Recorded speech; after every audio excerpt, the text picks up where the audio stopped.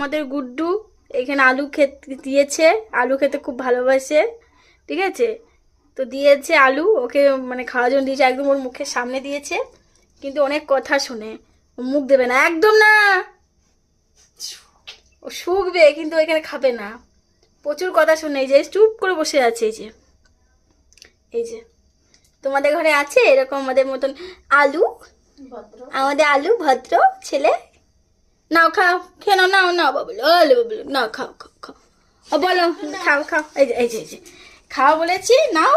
এই যে নিয়ে চলে গেল, এই যে এখন খাচ্ছে, এই যে এই যে খাচ্ছি, ও যে বাবলু, আরে আমার সোনা ছেলে গো, আমার সোনা ছেলে, খাও খাও।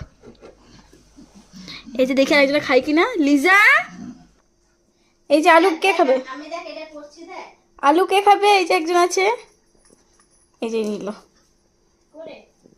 লিজা খাবে না, লিজা